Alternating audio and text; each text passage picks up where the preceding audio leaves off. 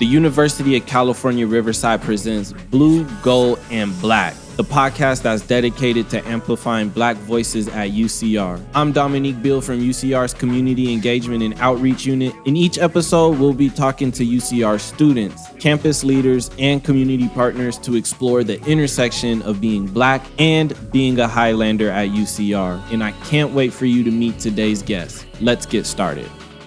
What's up, everybody? Welcome back to the Blue, Gold, and Black podcast. I'm your host, Dominique Beale. Today, we have a special guest. Kevin Martin is going to be joining us. We're going to be talking to Kevin about his past experiences, his upbringing, and how he brings all of those experiences into UCR and the way that he supports students. He's going to tell us more specifically about his role here at UCR. And we're super happy to have you on today, Kevin. Thank you for joining us. How are you doing, sir? I'm good. I'm good as best as we all could be doing during this pandemic. And thank you for having me. Thank you all for doing this. This is awesome. Yes, sir. Yes, sir. And you know, your comment just now, we're doing as good as we can be. You know, I do want to kind of give a quick shout out to Jacob Blake, the brother who was, you know, recently assaulted in an act of police brutality. And luckily, he still has his life. So, you know, peace and respect. That's a good word. Yeah, peace and respect. Yes, sir. Peace and respect to, you know, his family and the people out there in the streets fighting for justice. But, you know, outside of that, thank you, sir, for being here. We really appreciate your time. We really appreciate your stories. So, real quick, just go ahead and tell our audience what exactly is your position and your role here at UCR, really briefly.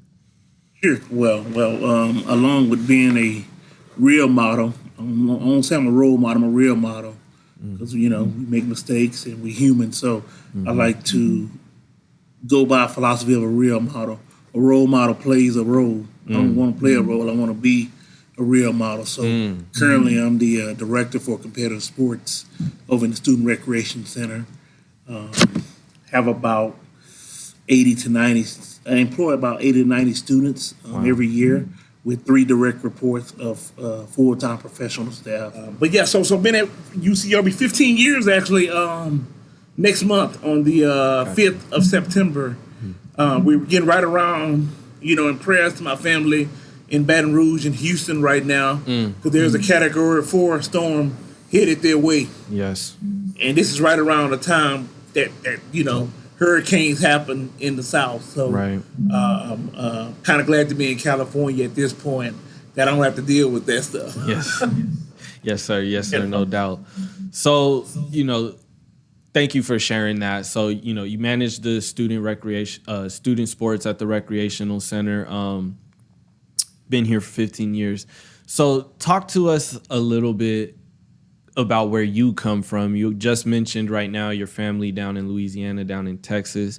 Talk to us a little bit about where you grew up. Absolutely. So I'm what they call a boot boy, and a boot boy kind of sounds, if you're from Louisiana, it's the only state that looks like a boot. So right. You ever hear anybody refer to they going to the boot? They're talking about Louisiana. So I was born in what we call the Red Stick of Baton Rouge, and was there about 5 to 6 years, and we transitioned to Texas. I'm probably one of the only people in my family, my entire family, that was born to a midwife. And a lot of people don't know, well, what's a midwife? What is that? Well, that's when you're not born in the hospital. You're delivered naturally from my great-great-grandmother delivered me from my mother. So I was born to an actual midwife who was who my great-grandmother mother was a slave. So wasn't born in the hospital, was born naturally in a house on the side of the road in Baton Rouge.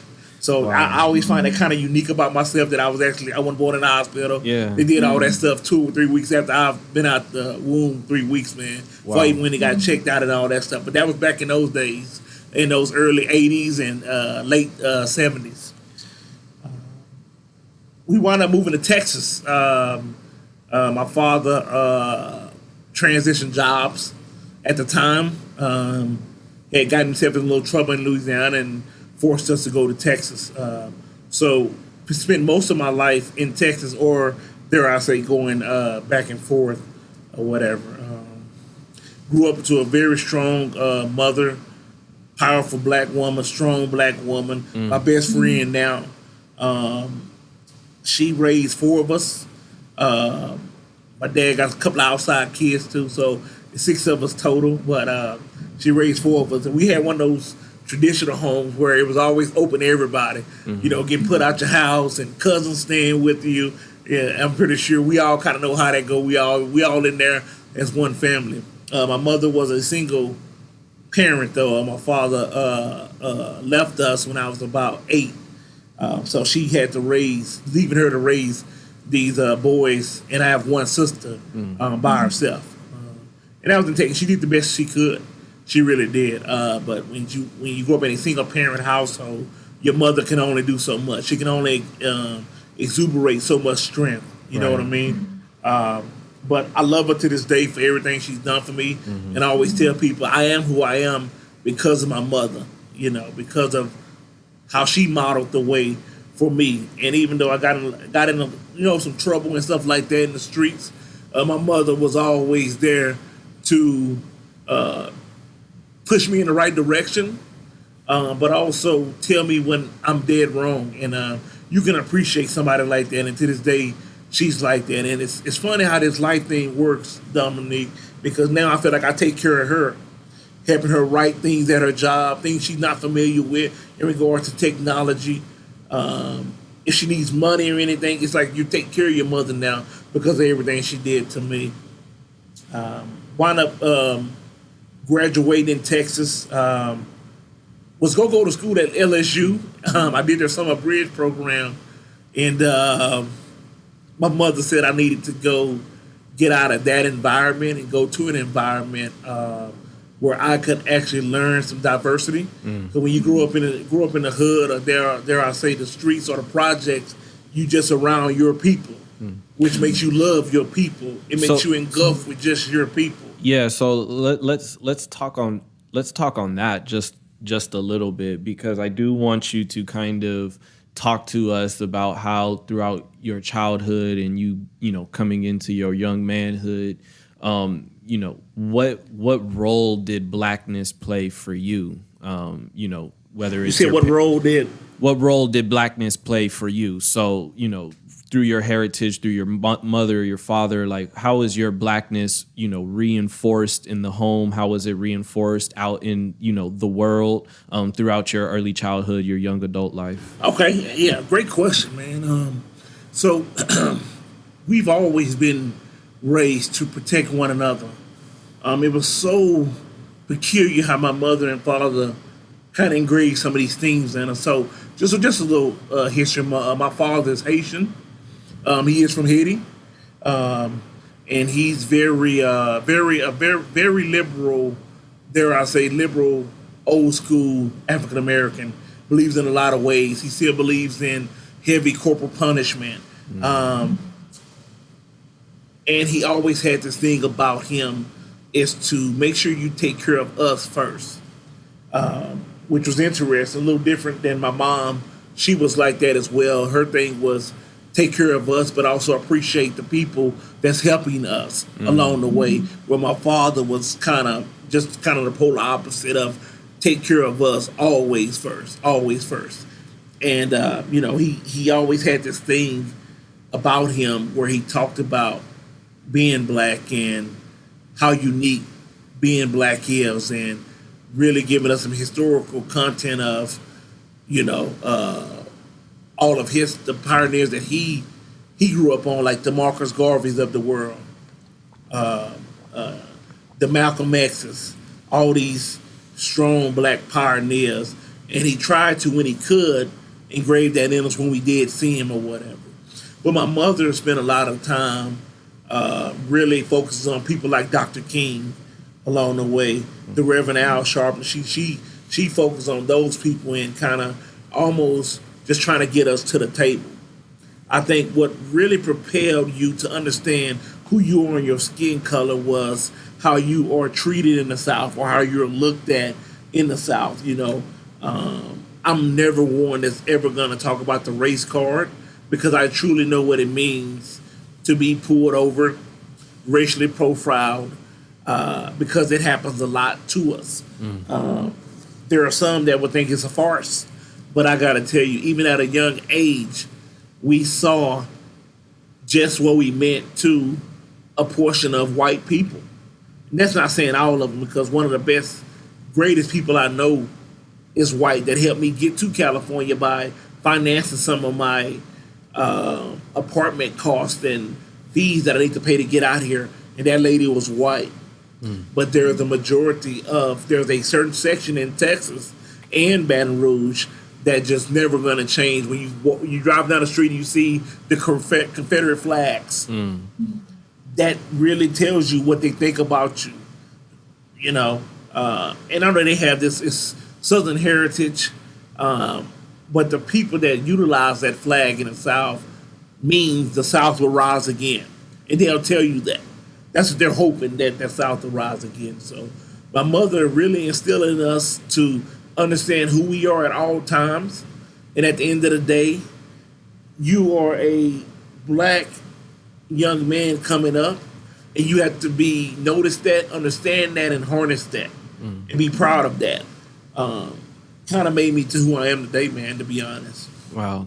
And so now talk to us kind of about like your educational experience. So what was high school like for you, and Sure. What kind of set you on that path to higher education? Okay.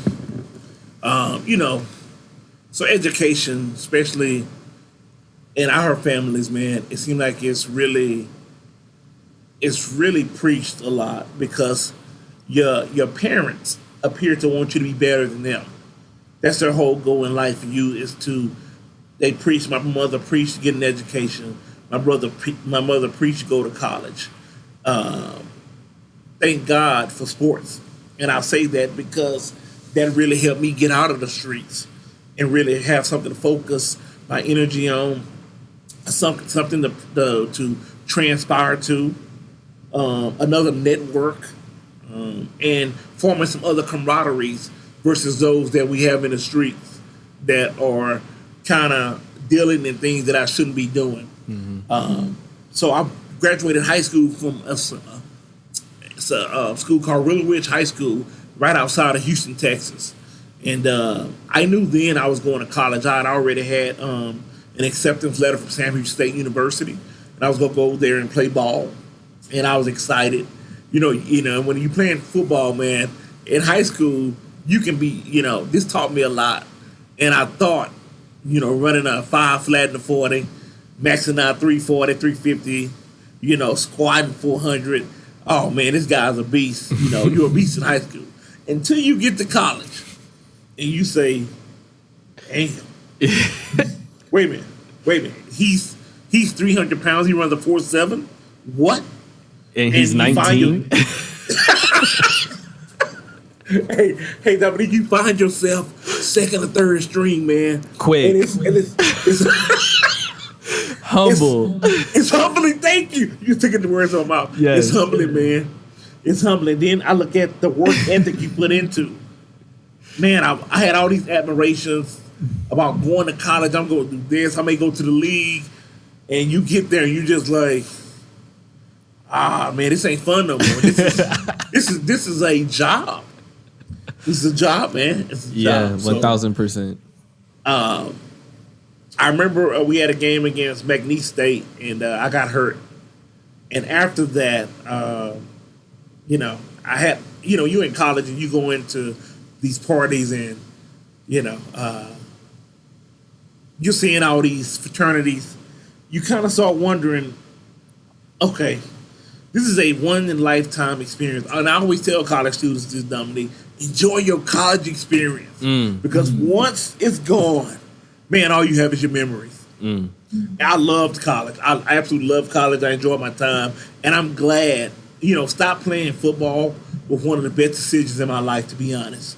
Because I was able to really expand my horizons in regards to just diversifying myself at Sam Houston State University. Sam Houston was a predominantly white school at the time. And I said, in order for me to truly understand everything my mother's been teaching me about white people, meaning I need to learn how to articulate myself. At this time, Dominique, I had a strong accent, man. I was doing all the yo and all that old street Ebonic talk.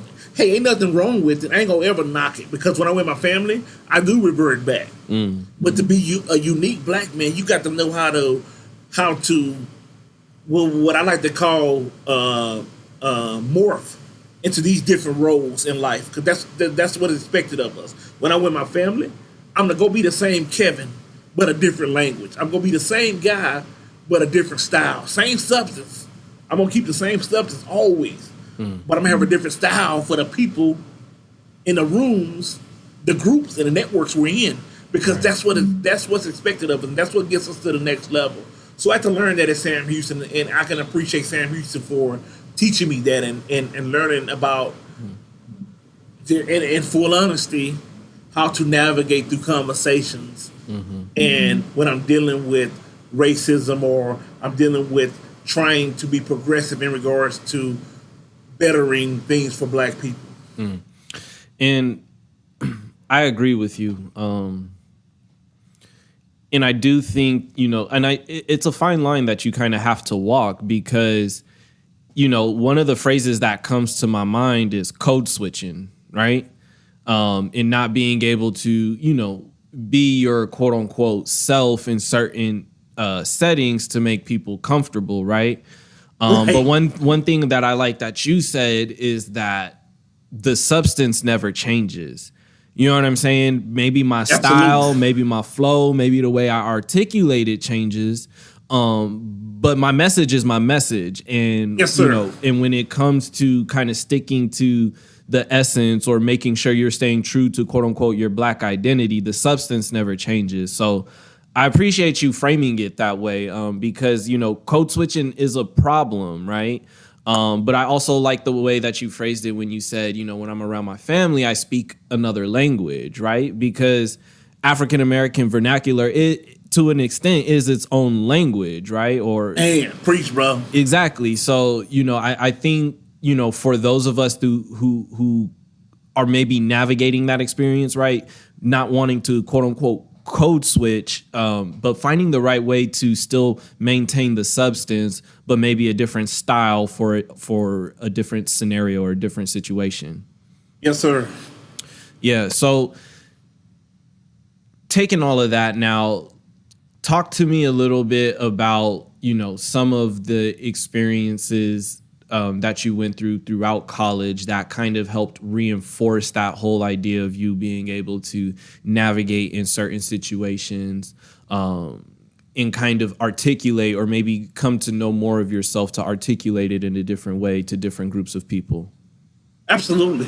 So surprisingly, so let me just back up just a tad. In Texas, you can get real complacent and getting a kinesiology degree and being a coach and a teacher, marry, and that's what you do every day.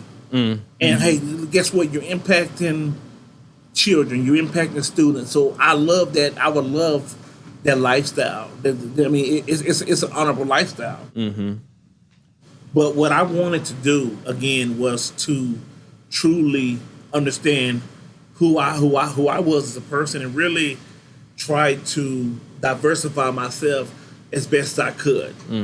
Because when you're talking with people that's been around the world, and you can't really hold a conversation about ethnicities and stuff like that, you realize that you're ignorant. And it's tough to admit that to yourself. And I had to admit that man, I'm ignorant. And it's no fault of my own, it's just the way you grew up. Yeah. So I chose to go and be a thespian. People are like, what? Wait a minute, you want to be a theater major? It's like shocking. Well, I said, well, hold on, I'm still going to be an education major as well. But I want to be a theater major because out of all the degrees at Sam Houston, theater majors had people coming from everywhere to act, to be different roles, and to also understand who thespians are. The theater people, that whole group is a special group. And what I mean by that is that they are just who they are. There is no faking, and they are who they are all day, every day. And it's unreal, that they stay acting out. And what I mean by that is that whether we're in a classroom, whether we're walking on the yard, whether we're going to see a show, they're going to be themselves. So in order for me to learn about these different ethnicities and these different people and why they wanted to be theater majors, I had to go and be a theater major. And to be honest, I enjoyed acting. I didn't want to, you don't want to tell the people in the hood, man, I want to be an actor. You get laughed at. You get laughed right about the hood. But I'd always wanted to test my acting skills. And, hey, man, I got to be honest. I'm a firm believer in spiritual gifts. And when I learned how to articulate, Dominique, I took off in the theater department, man. I got cast in at least 2 or 3 shows every year because I could now articulate. And so you say, what did that take? Well, I had to get a speech coach. I had to get a speech coach to help me not get rid of my Louisiana dialect, but suppress it and know how to enunciate. And you're a little offended at first. Wow, you don't have a voice for stage. Like if you're on stage, people wonder why we can't understand what this person is saying. And that was real telling to me, man. That is one of the best decisions again that shaped who I am through those experiences. I'm gonna tell you another thing. A lot of theater majors are also outcasts. You hate to say it like that, but they are. There's a lot of the LGBTQ community there. There are black people, there are Indian people, and it almost seems like they've made this coalition of we're going to be great within ourselves because we have this thing that we can turn to in acting. We can get lost in acting. We can be different people in acting, man. And it was really just a self-gratifying thing to be able to do that sometimes. To not think about the neighborhood, to not think about the drugs, my brother getting in trouble and all that stuff. People fighting in the gangs. It was such a different experience for me, man. And that's really kind of shaped my thought process on diversifying yourself and really challenging yourself to have different levels to you. And then when you do that, Dominique, it's called, I'm a huge believer in self-discovery. You discover so much about the depths of who Kevin is or the depths of who Dominique is when you really step out there and you're like, I didn't know I had that in me to do a show written by William Shakespeare. That doesn't happen. But I got cast in a show by William Shakespeare, and you're just like, wait, now you're the only brother in the show, and that's telling. That was important to me. Some other things that happened while I was at Samuel that kind of shaped who I am was understanding how racist Huntsville was. So Huntsville, Texas is probably one of the most racist little towns in Texas, man. That's what a school is. And I can remember the police coming to our dorms, and it's funny when you got your crowd and your people, your little network in college, you all hang, man. That's just who y'all are. And I can remember the police coming to our dorms one night because of loud music. Now, we out in the lobby area. There was no music. We all just ESPN. I'm never going to forget this. ESPN. They come in. They talk to the RA. The RA tell them what a noise is to go upstairs. They turned and came to us first and was asking us, we got some noise complaints. I'm going to need you all to go back to your room. And me, I already knew the lobby was, you can be there all night if you want to. So I'll be honest, man. I'm one of them dudes that'll push the grain. And I remember having my book out, and one of my boys like, hey, man, let's just go. His name was Cody. Now, Cody's a white dude. Now, he's one of my best friends to this day. They didn't say nothing to him. They addressed myself, this guy named Brandon, and Cliff. And we like, man, we having a study hall right now. And they said, well, till we understand who's making all the noise, we're sending everybody to their room. And I said, y'all don't have authority to send me to my room. This is my house right now. This lobby, I pay for this in my student fees. I ain't going nowhere. Man, do you know these guys put us against the wall, checked us, ID'd us right there in the dorms. Right there in the dorms. And the whole time, man, I was saying, that's back when I was raw. That's back when I was saying everything under the sun. And until they told me, you say one more word, we're going to arrest you for disorderly conduct in the dorms. And I said, well, my mother ain't got no money to get me out.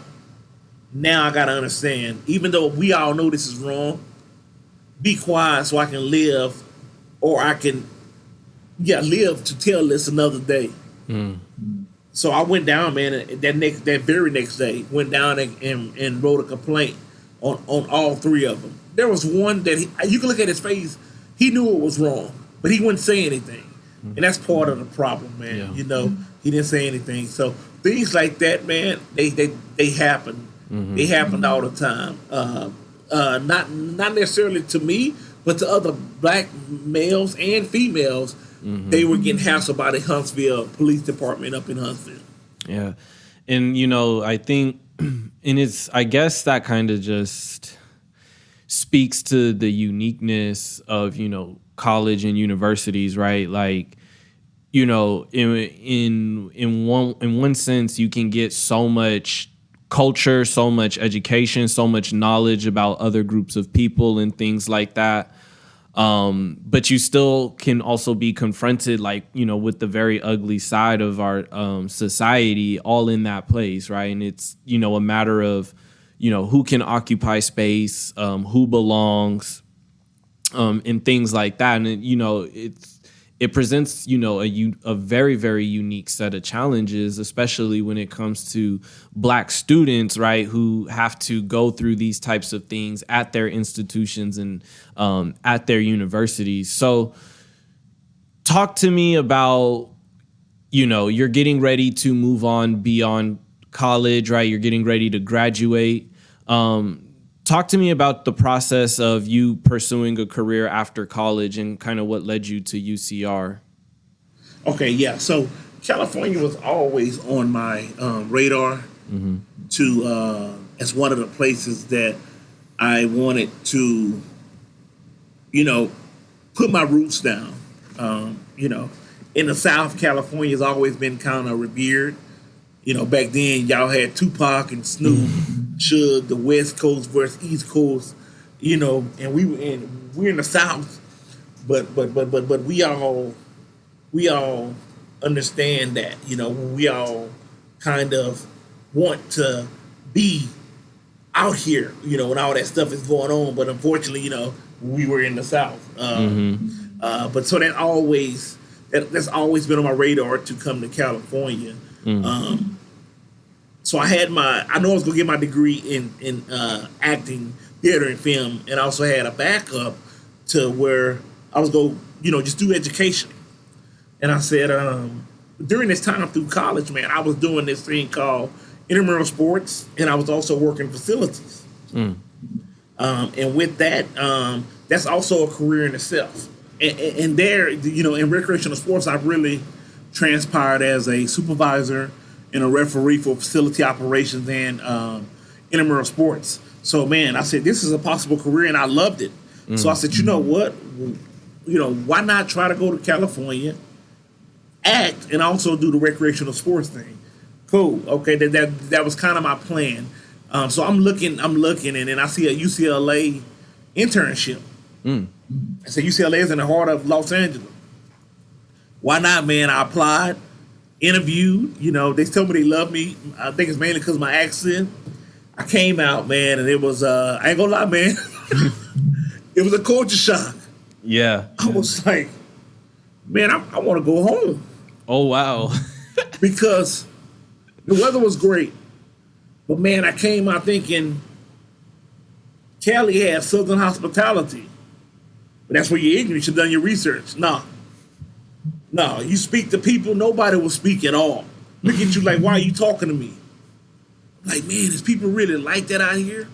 You know, but I could appreciate the diversity, man. That was the most single important thing that I got here. Because I had never seen some of these people. And then just had going through orientation, asked people where they were from. And then hearing all these different places. I was like, man, where is that? So they showed me on the map.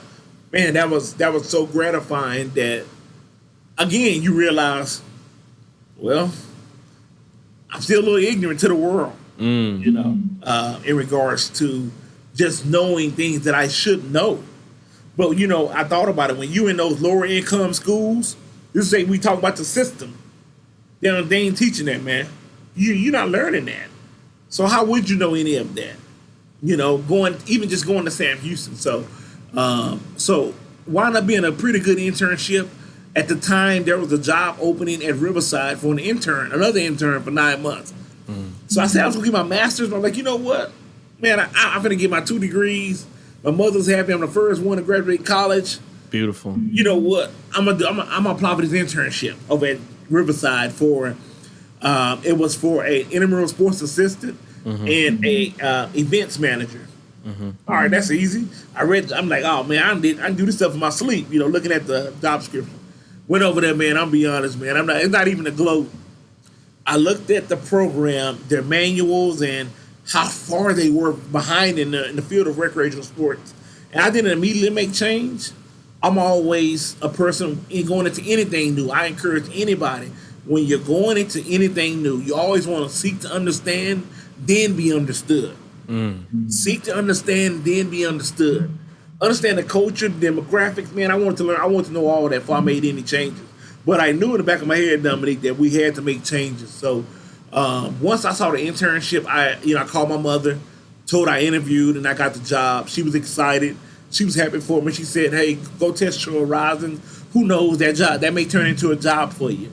So she spoke that into existence. Because within 6 months of being here, Dominique, they offered me a full-time job at Riverside. And it's because, man, I was cooking. I was just so shocked at how far Riverside was in regards to their programming, the best practices, their trainings, their risk management. I was like, what? But hey, listen, that job in recreation made me the man I am in my adult life. I've had some great mentors in our current director, Lindy Phoenix. Great mentor in regards to how he operates, how he allows you to grow, the educational tools he instills in you, how he allows you to fail, but then congratulates you in your failures and your successes. So I've learned a lot of my management style and my leadership style from Lindy, but also adding my own, who I am, into my style. So that's kind of what brought me out. But I'll take it back just one sec. Before coming out, after the UCLA internship, we go home, and I go to Baton Rouge, just going to kind of do my rounds till everybody bye. I'm going here, and then we have a storm that hits. It's called Hurricane Katrina. I gotta tell you, man, even when I think about it now, I can talk about it, but it knocks up my throat.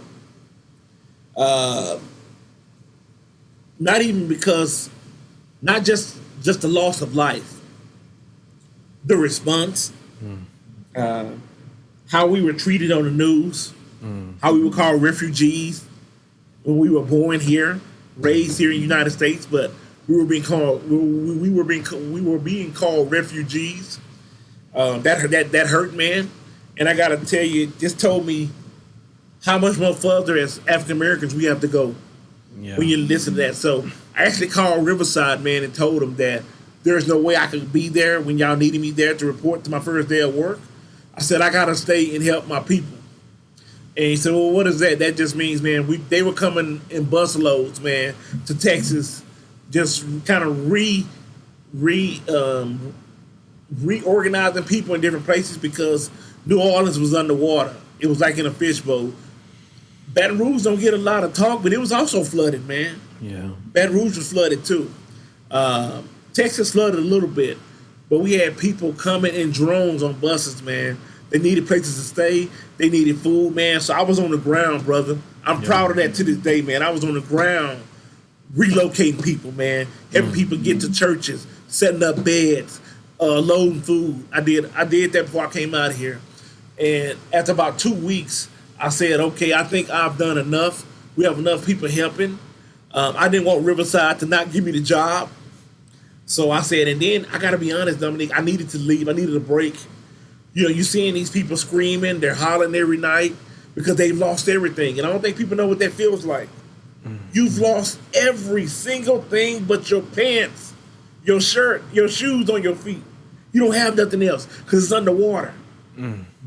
It's underwater, and I'm hearing this for almost 14 to 16 days straight because I'm like I said, man, I'm grinding, man, because it's meant so much to me to help people during that time, man. You know, that's a symbol of your character. Because I could have easily just said, well, hey, man, that ain't got to do with me. I'm going to start my job, man. But a lot of people affected was us, man. That was us under the water, them rescuing us in boats and stuff. Yeah. And relocating us on buses. So, you know, again, that taught me a lot about what this country at the time, and even still today, thinks about us to a certain degree. You know, I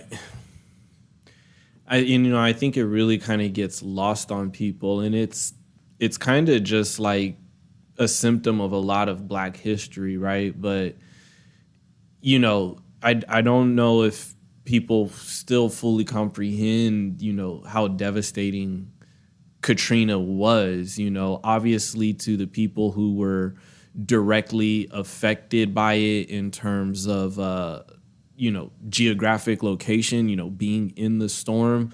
But, you know, I've always said that we as Black people, we experience trauma vicariously, right?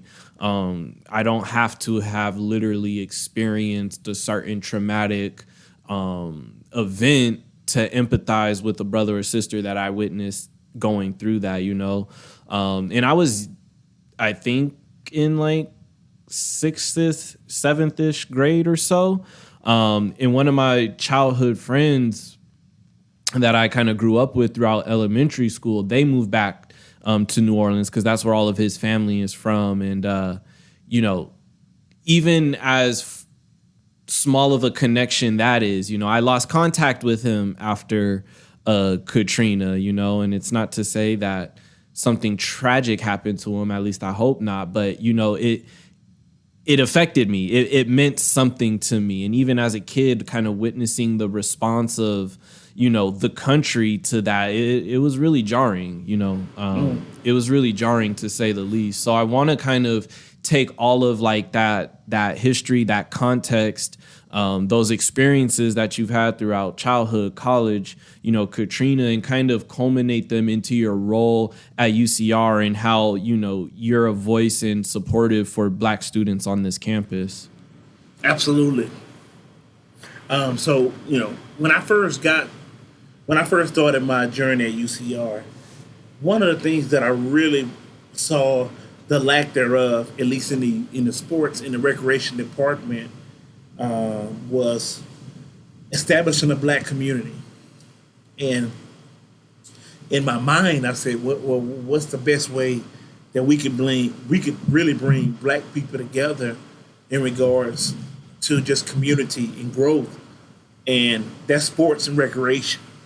You know, that's sports and recreation. So I really wanted to use my platform and use being Greek, because at that time when I was here, we had the Alpha was on the yard, the Kappas was on the yard, we had a few Sigmas on the yard, and we had the Omegas. Well, and I remember the AKAs, I remember the Deltas being on the yard then as well, the SG Rows, and even a few Zetas. And I said, wow, look at this network. This is a network that I need to tap into to try to bring us all together, because they know everybody. These orgs know everyone. Mm-hmm. So what we did, what we had, I had Greek leagues at first, but student affairs told me they didn't recognize them as Greek. They recognized them as student orgs.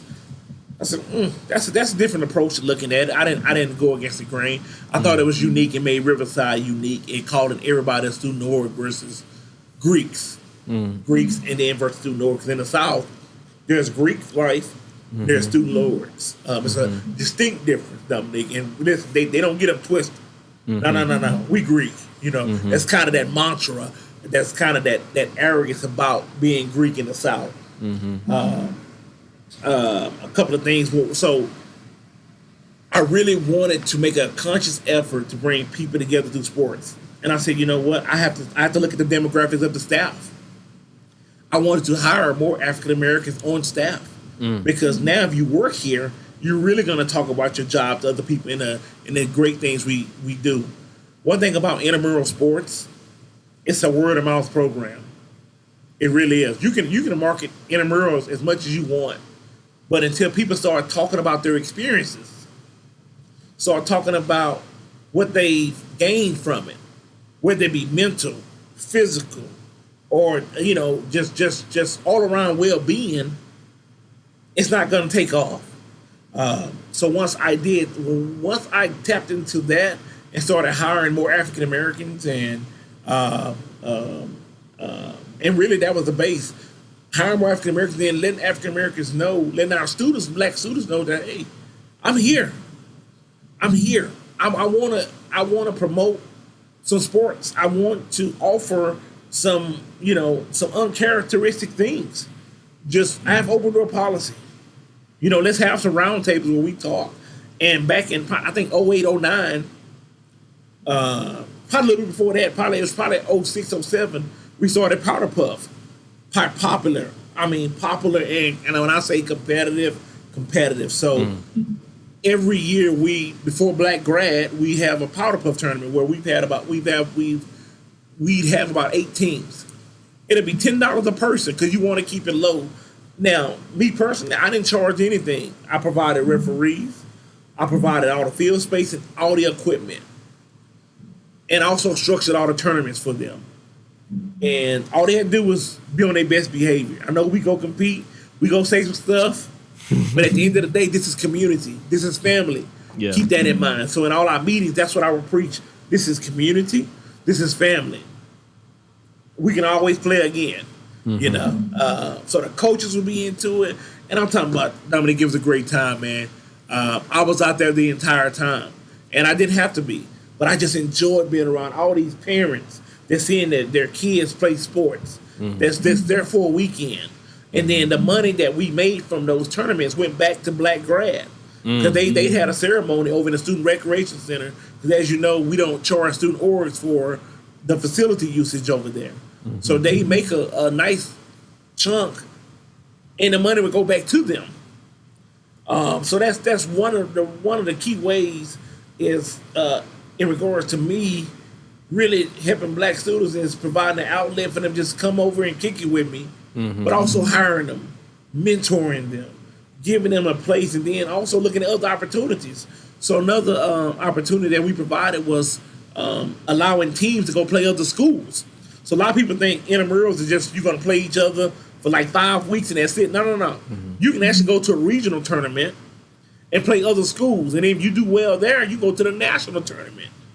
And these kids had no idea.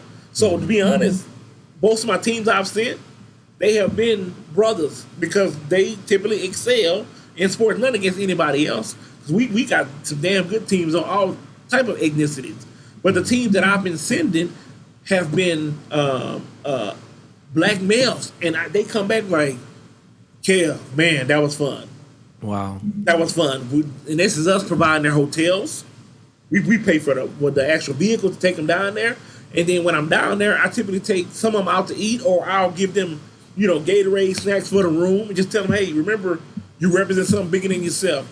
Appreciate this opportunity to enhance your experience as a UCR student, but also a UCR black student, man. And here's what we can do for you.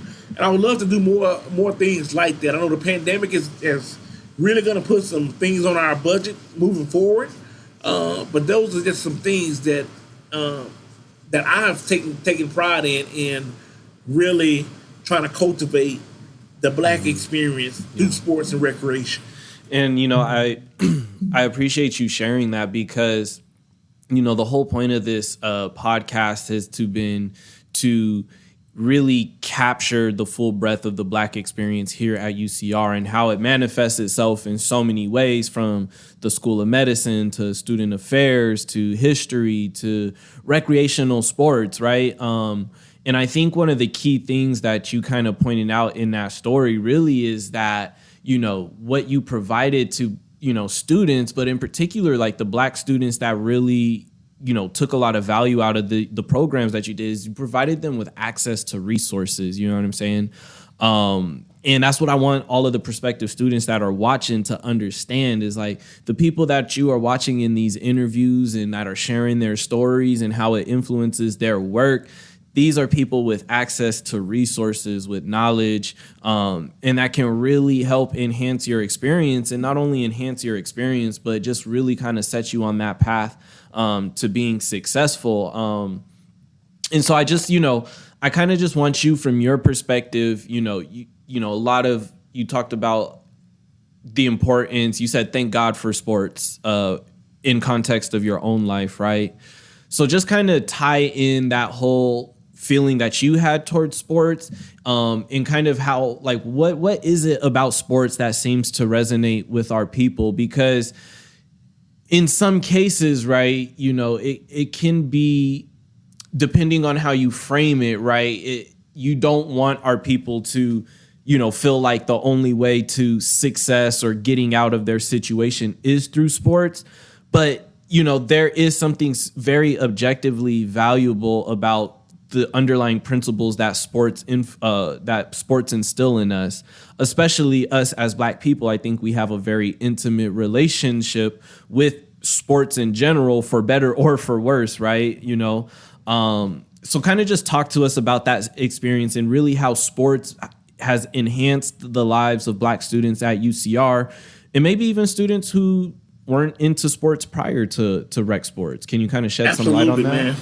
Yeah, I think that's an outstanding question, and one that I actually appreciate because I have a philosophy about sports, and to be honest, when you look at sports in its entirety and recreation, it brings everybody together, and everybody has a role. You know what I mean by that is that soccer, I can't play soccer at all. But I'll be the best damn fan on the sideline. And if I can't be a fan, what else? How else can I get involved? Right. Sports provides everybody with a role, and that's one of the unique parts about it. You're gonna have your hecklers that's gonna come to the game and heckle the referees because that's what they do. You're gonna have your young men that's gonna come and they just want to show off their new Nikes or their new Jordans. Our young ladies go come with the hair done, and they just there, and they don't know what's going on until it's a good game into the end. And that could be men, male or female. And we don't know a thing about it. We know it's hyped. We know the people are hyped. We know we're having a community. We know there's one side over there, and right now we're opponents. But at the end of the day, we're family. And at the end of this game, we go meet in the middle of the field, talk about the game, talk about how the refs cheated, and then we're going to Getaway Cafe after this. So, in regards to sports, man, it not only brings community, it cultivates a community. And when you set up something that's going to be traditional, this is something that we look forward to. So when you establish something that's a tradition, now what else can we do? What else can we do? We know we're going to play the game. Is there a dinner before this? Is there a dinner after this? Can we have somebody that's going to take stats? Do we have this outstanding Black person like this man Dominique that operates, that can be an announcer at the game now, that's going to be making jokes during the game? It's one of those things, man, that is really, when I say cultivates community and enhances community, that's what sports does. So each year we can add something new to it.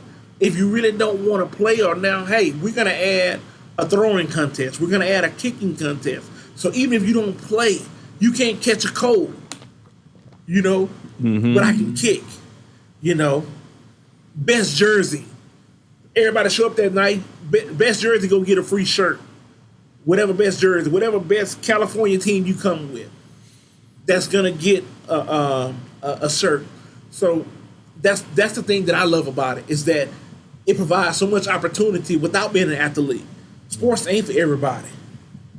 But sports can be for everybody, depending on what aspect you want to look at it in, and what lens you want to look at. Where's my role at in sports? And that's so really, that was my whole theory in regards to when we were doing powder puff and things like that.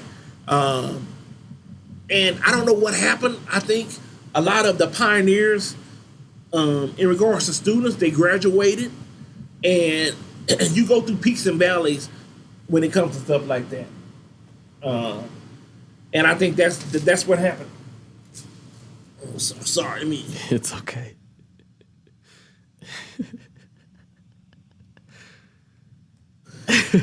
Hey, he still listen.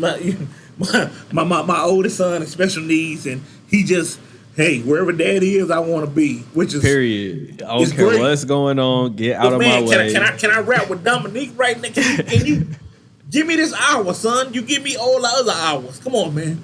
But I'm sorry. Going back to what I was saying, man. Yes, that's so that's why I always want people to understand is that, hey, we always look for assistant coaches. You know, we're looking for people that want to help with equipment and all that good stuff. And I'm be honest with you, man. I didn't say it earlier, but I'm also a referee that does high school and college. And I have some guys now and ladies that do college. So some young ladies right now that do Division II, higher than me, that come through the program, and now they are college referees. So, if you want to get between the lines, either playing or refereeing, there's an opportunity. If you want to stay outside the line, just keep scoring. Monitor the sidelines. As one of my managers, there's an opportunity. It's so many opportunities to do sports, and I think when you break sports and recreation down, it's just what I like to call a lake of opportunity and a sea of growth. No, I think that's beautifully said. And, again, just to reiterate, like, that's why it's so important to have so many perspectives from all around campus, because when we talk about access to resource and opportunities, you can find it in so many different ways, so many different facets, from the entomology department to sports and rec, you know what I'm saying? Like, there's people in these places that, want to help students succeed, but, in particular, they're really there to mentor and help guide Black students that are looking for that outlet, that are looking for those resources, that are looking for those opportunities. We're here for you. We're here for you, and we're dedicated to, really making your experience as enhanced as possible. So the last question, before we get out of here, Kev, just thinking back to the history of our people, their sense of forethought and optimism and hope, for future generations is what's allowing me and you to have such a wonderful conversation right now. So talk to me about your vision, your optimism, your hope for, your most optimistic vision for the future when it comes to future Black UCR scholars. Okay. Well, in this time we in there, you asked some excellent questions, man, and ones that you want to answer, in this climate we're in right now, I think it's very important, extremely relevant at the University of California, Riverside, is for us to not only display open arms to Black students, but also ensure that their Black experience at UCR will be a memorable one. And I'll dive into that a little bit.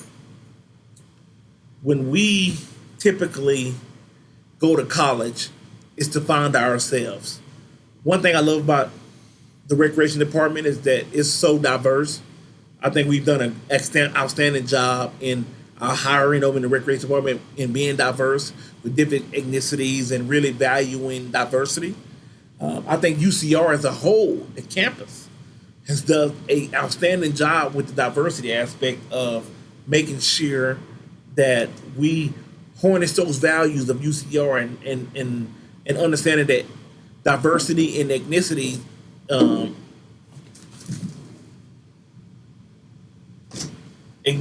are roots to growth. Roots to growth. And with that being said, one thing that I would love in my vision for Black students is when they come to UCR, yes, they're going to grow in the most diverse way because of our campus, because of what UCR stands for. But I also want them to understand that they're going to grow as Black professionals, as Black people. They're going to grow in a way that they haven't grown before, because just the sheer nature of everybody I've met on campus, man, there's diversity within the Black community. And not just skin color, where we come from, where we've been, and where the hell we going. I want our students to know they're going to get that. You're going to have a diversity experience, an educational experience, and a Black experience. Yes, sir. And I think it's okay to say that and be unapologetic about it. Be unapologetic about it, because it's not about separation. It's all about education on who we are and really growing each other and meeting those meaningful relationships. You know, life is about relationships, man. You know, and the more we harness them, the better we are in life, you know, in regards to service and really helping each other. And that would kind of be my vision in regards to Black students coming through UCR. And I love the Black networks we have right now, the PASFA, the noon meetings. But I would also really encourage our students to do more programs. And they have to, when we say program, oh man, I don't want to get dressed up, or roundtable discussions to really strengthen us as a community. And hey, I'll be the first one to come out post-COVID and sit at some of those tables. I think after this COVID thing, if I'm being honest with you, we're gonna need each other. We're gonna need each other in regards to employment, consolidating resources, and just growing as people. Yes, sir. Yes, sir. You know, I think that's a beautiful vision. You know, I don't think I could have said it any better myself, but you know, that's what we have for Black students. We recognize issues, and we're constantly actively working towards making sure that the Black experience here at UCR is empowering, and it's nurturing, and it's loving, and it's empathetic. And, you know, we have a lot of resources here, and I want students to understand that. And we have people that can identify with you, that can relate with you, and really connect with you on a cultural level that you're looking for. Because, you know, like you said, the diversity of our Black population here on campus is, you know, one of the real shining points, just from people, even if people are quote unquote from the same area, like just their lived experience is so varied, you know, not even considering the fact that we have, you know, brothers and sisters from the continent and from the Caribbean and different parts of the world culminating here on campus to make the Black experience as well. So, Mr. Kevin Martin, thank you so much for joining us on Blue, Gold, and Black. We were super happy to amplify your voice today. Thank you for sharing your insights, your experiences with our audience, and just being someone that Black students can depend on and go to for support. We really appreciate you. Absolutely, man. And thank you for having me. And I have open door policy. I'm willing to have the hard discussions. The most important conversations are oftentimes the hard ones. Yes, and, sir. you know, as long as your approach is correct, and that just means your heart is in the right place, I think conversation breeds growth. Yes, sir. Yes, sir. Absolutely. So thank you so much. Hopefully we can have you back on the show to just keep pushing this conversation forward as we move through these new normals that everyone's trying to get adapted to. But once again, thank you for joining us on Blue, Gold, and Black. And everybody, will catch you for the next episode. All right. Yeah, you stay safe, man. And thank you again, Dominique. Outstanding job, brother. No doubt. No doubt. Thank you. Thank you for joining us on Blue, Gold, and Black. This program is produced by the Community Engagement and Outreach Unit of Undergraduate Admissions at the University of California, Riverside. Learn more about attending UCR by visiting admissions.ucr.edu, and be sure to check out the description for other useful links and resources. Help support this podcast by liking, subscribing, and sharing. And be sure to check out our podcast videos on YouTube. Catch you guys later.